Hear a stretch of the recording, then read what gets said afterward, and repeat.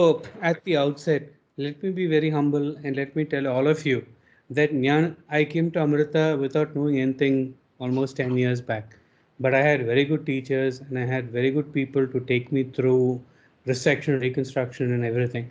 And I always believe that plastic and reconstructive surgeons have a lot to say in oral cavity resections, not only because they understand the oncological principles, but they also understand the reconstructive principles better than anybody else. So, my topic of the day is about surgical resection in oral cancer and the role of neck dissection. I did my UG in Madras Medical College, PG in Jupmar, MCH in Amrita, and Sandeep sir is one of my teachers. So, I owe a lot to him. So you have to understand one thing. When you're given a patient in your plastic surgery exam, but how would you manage a patient with tongue, mandible, buccal mucosa? And I have come to understand that's your long case in the exam. You have to understand what the evidence points us to. You have to also understand that a MDT meeting is what is going to guide the patient's treatment. We also need to see when I made this presentation, before I go to the last 2 points, when I made this presentation, I did not want it to be very basic presentations of what you cut and what you see as margins, because that anybody can do. Even a basic surgeon can do the resections. But I thought that I could make it somewhat more interesting for all of you to understand because it's going to be a large case for you. So, understanding resection principles is one, but we have to audit our department work and our results. And head neck is a complex specialty, contrary to what you everyone believes it to be. So, the most important thing in head neck is staging. Madhavi gave a brilliant staging, but the problem with her staging was she did not take into account pathological features. Oral cavity carcinoma does not have staging without pathological features with depth of invasion. Depth of invasion is what has determined the TNM 8th edition. She gave her staging without any pathological data. That is what I have a problem with. I didn't, talk against her, but it's not right because we have to, I didn't want to make it an issue, and we're all learning here. And then, based on the staging, we understand what surgery and adjuvant treatment is going to do to us. So, surgery is fine, it's resection and reconstruction, and then adjuvant with this chemoradiation or chemotherapy or radiation therapy. But unfortunately, our reconstructive goals change from day one from the resection to a year after resection. So we've got to be very careful. And there's lifestyle modification. And I'll tell you one thing: the patient comes to the reconstructive surgeon more than the ablative surgeon because they've got problems that they have to deal with. So you've got to understand what the surveillance in these patients are going to be. So today I'm going to talk only about the oral tongue, not the posterior third of tongue. And you can remember that there are several subsites in the oral cavity, and none of them have the same prognosis and the same bad features of the tongue carcinoma, except a buccal carcinoma, which goes into the infratemporal fossa. So modes of presentation, growth or ulcer, bleeding, difficulty in speaking and swallowing, especially when the extrinsic muscles are involved, that is the styloglossus, hyoglossus, and the palatoglossus. And these all cause a restriction of tongue mobility. So when you're resecting, when you're imagining your reconstructive defect, you have to understand that these patients have defects in the palatoglossus pillar, the posterior pillar, the tonsil, and the pterygomandibular raphe, and the medial pterygoid and lateral pterygoid. So you've got to look at, and of course, as what we have been discussing so far, the suprahyoid musculature, genioglossus and hyoglossus. So restriction of tongue mobility is extremely important for us to plan our reconstruction. Difficulty in the opening the mouth, we've already discussed the three causes.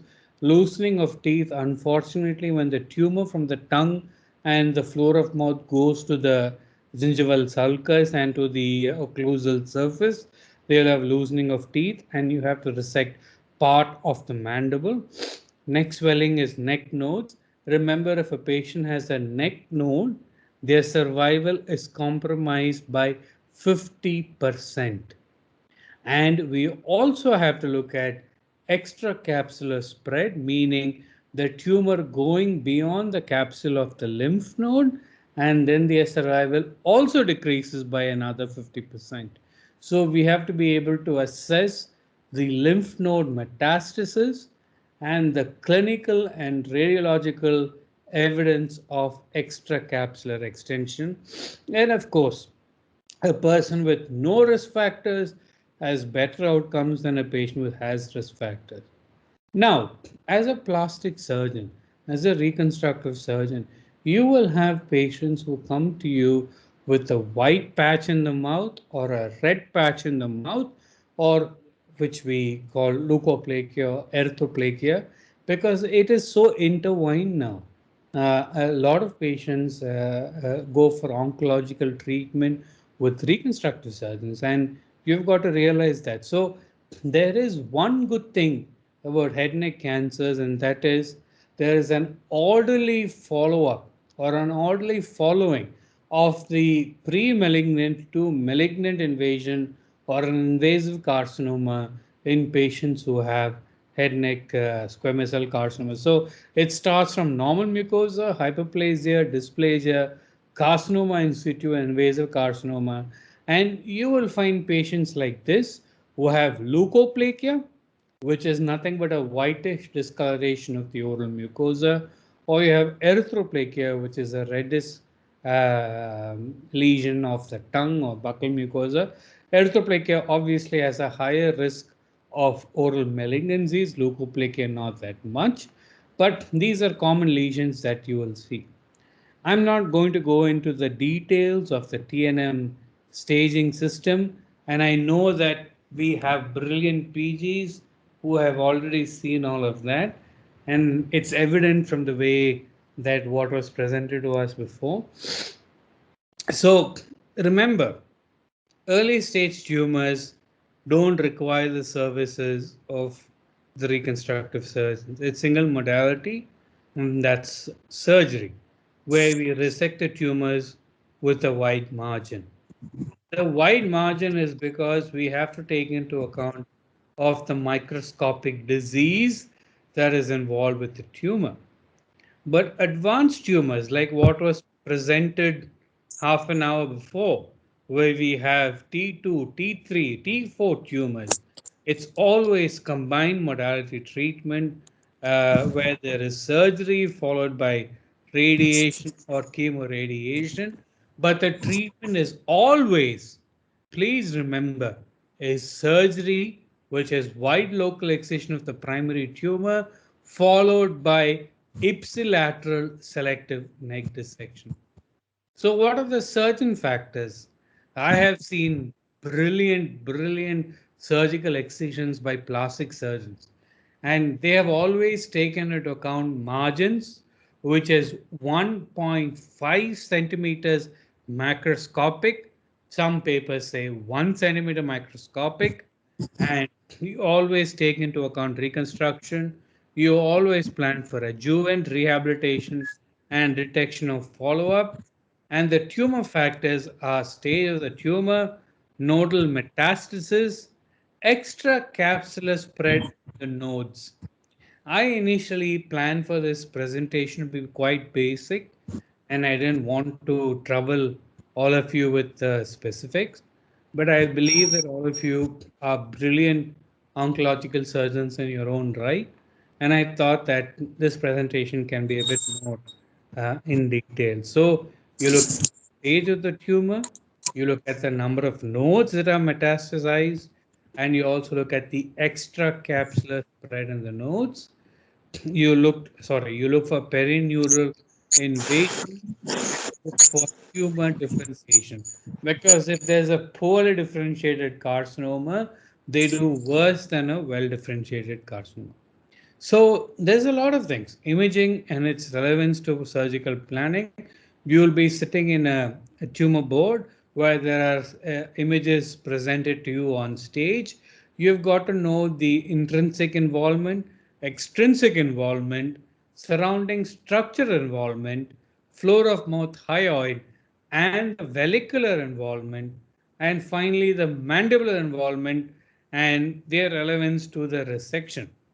And then you've got to ask your surgical colleagues, the oncologists, the head and neck surgeons, the ENT surgeons, the maxillofacial colleagues, what is your surgical access to the tumor? So you can do a mandibulotomy or you can do a pull through, and they have different treatments for their approach. Remember, the approach is only their approach. They don't care about the reconstruction. We have to be focusing about the reconstruction irrespective of what the approach is. Suddenly one day you're during the surgery, one of your surgical colleagues, oncologists, head and neck surgeons, or maxillofacial surgeons will tell you that the bone is involved. So you got to decide whether you're going to do a conservative bone excision or a total bone excision, and then you've got to plan for your reconstruction planning and then planning for the neck. The neck is important because if you've got a big node in level 2 that is above the hyoid bone and closer to the mandible, you will not have the facial artery and the facial vein to give you access for reconstruction. You've got to look at the superior thyroid axis, the external jugular vein, or the IJV for an your anastomosis for your free flap. So this since this is a tongue seminar, look at these two patients. One of them has got an exophytic lesion, the other has got an infiltrative plus an exophytic lesion. And then one of the patients can have floor of mouth involvement, or the other patient can have a tongue and the mandible involvement. So the problem with clinical evaluation, there is no assessment of the third dimension, there is no assessment of tumor spread or extent, and there's no assessment of spaces of the head and neck. That means the parapharyngeal space, the prevertebral space, and the laryngeal spaces. That is not important from us as a reconstructive surgeon point of view, but the mandibular involvement and the third dimension, whether you're going to end up with a partial glossectomy, a subtotal glossectomy, or a total glossectomy, depends a lot on the imaging, and imaging is paramount, and assessment of the imaging allows for precision planning. So I would suggest an MRI for all tongue carcinomas. I would suggest an MRI and CT for bone involvement. I would suggest an MRI for medullary cavity involvement when the bone is involved deep. And I would also suggest an MRI when the patients have deep-seated pain, paresthesias in the distribution of the trigeminal nerve. And if you have a patient who has an advanced tumor like we had in the case discussion, a PET scan is good enough. So just imagine this nonsense. I saw a patient here who had a superficial tumor of the tongue, but the MRI revealed that it was coming to the mucosa. This is another superficial tumor of the tongue which had crossing the mucosa. Sorry, let me get back. What is the sorry? So yeah. So this is another tumor of the patient on MRI, which shows a folded pattern coming to the midline. And this is a patient who had a tumor going into the sublingual space. So if you have a sublingual space tumor, it means that you have to resect the mylohyoid and create a defect in the floor of the mouth. So MRI is extremely important. And look at this patient, the base of tongue tumor which has got an extension towards the hyoid, and look at this patient which has got extension towards the vellicular. So we have a lot of different kinds of oral cavity patients, especially tongue patients, where there's a difference and difficulty in defining the margins. And after we define the margins, there is difficulty in defining the surgical margins. And then we have to understand the patterns of tumor spread and involvement of contiguous and non-contiguous structures, and then try to make out something from the disease point of view. So what is the problem with oral cavity resections? Narrow access corridor, which means there is a narrow access corridor for reconstruction also. Imagine the patient has uh, difficulty in opening the mouth. You've got to reconstruct with the same difficulty. We don't have homogeneous illumination unless you use headlights. If there's an infiltrative tumor, we are left with palpation and frozen section, and we cannot make out 3D tumor involvement unless we do a wide excision. And even in early tumors, we have a recurrence about 10 to 15%. So margins is the most important factor, and if you get absolute clear margins, we have an absolute risk reduction of 21%. But if you don't get clear margins, 1/5 of your patients are going to recur. So tongue patients, look at the floor of mouth, look at the mandible, look at the larynx. These are the three important sites. And always in India, I don't know what is your practice profile, but we receive a lot of advanced tongue carcinomas. And like I mentioned to you, floor of both mandible, larynx are the important sites that you have to do. So your margins are 1.5 centimeters. You have defined resectability. So what is unresectability? When would you not team up with your resecting surgeon for a particular case? So in my book, it's bilateral carotid involvement, extensive skin involvement, and prevertebral involvement. Please remember these three things, because anything else I will resect and reconstruct. So remember one thing, with all this extensive tumor, resection does not confer cure, and our resection is palliation. So if you have a patient who's got a fungating, painful tongue tumor, where no chemotherapy or radiotherapy is going to work, we still have a role as surgical oncologists and reconstructive surgeons in the way that we treat these advanced patients. So when do you resect the mandible? This is a patient in the floor of mouth trying to enter the mandible at the point of abutment. This is a floor of mouth patient where there is no teeth, and this is a floor of mouth trying to go through the occlusal surface. So any patient, you can't palpate the space between the tumor and the mandible, you have to do a partial mandibular resection. If you have a patient where there is infiltration of the mandible and the marrow as evidenced by the MRI, you have to do a segmental resection, and the reconstructions are quite different from both of them. So when do you do marginal resections? Abutting tumors, superficial cortical erosion. When do you do segmental mandibulectomies? Previous RT, extensive cortical involvement, extensive medullary involvement, and edentulous patient. This is where I would do a segmental mandibulectomy. So imagine this patient, no mouth opening. What can you do? These patients require an access procedure that can be a marginal lip split, angle split, or a chevron sort of incision where the only tumor is exposed. If you do an pull through, you are disrupting the entire floor of mouth here, and your reconstruction should not only encompass the tongue but the floor of mouth. When you do a mandibulotomy with 2.5 centimeters non-reconstruction plates, you can be lateralized in your resection and still preserve the floor of mouth. So there's been a lot of studies and a meta-analysis which looked at mandibulotomy with a margin, mandibulotomy with a pull-through, and pull-through in my book is always the best.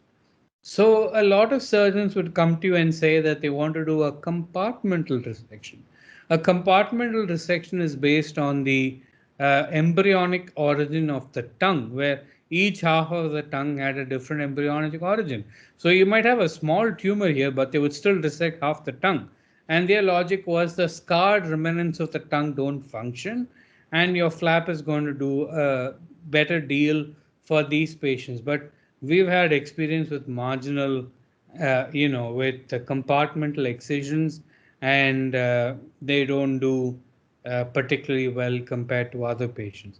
So when do you use frozen section? You have to be judicious.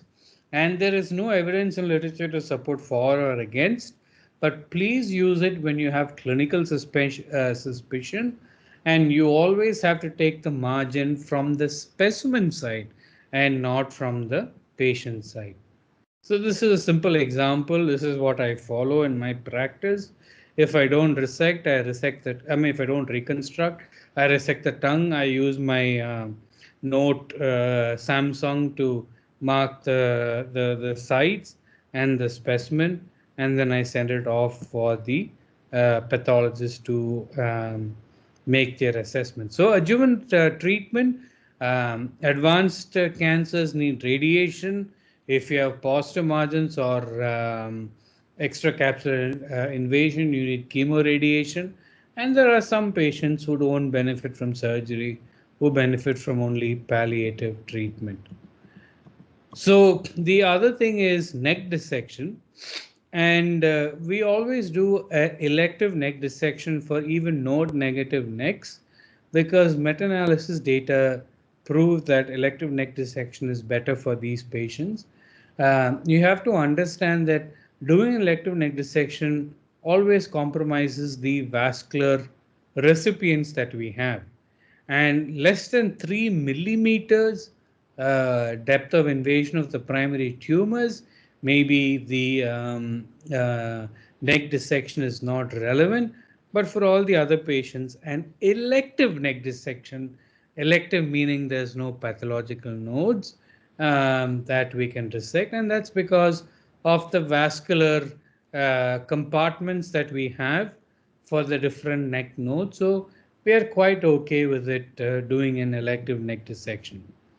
So if you look at the neck dissection specimen, you have the internal jugular vein, you have the you have the cervical plexus, prevertebral fascia, and this is the spinal accessory nerve.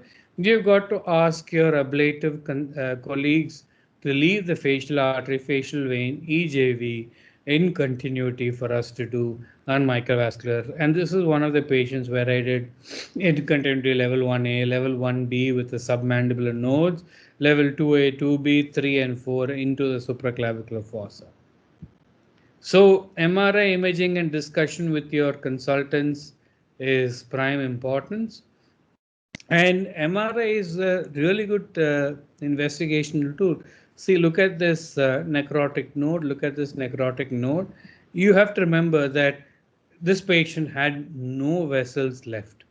He had absolutely no vessels left because the preoperative MRI showed that there was nodes in the superior thyroid axis, nodes in the lingual artery axis, and nodes in the facial artery axis. And this was his neck.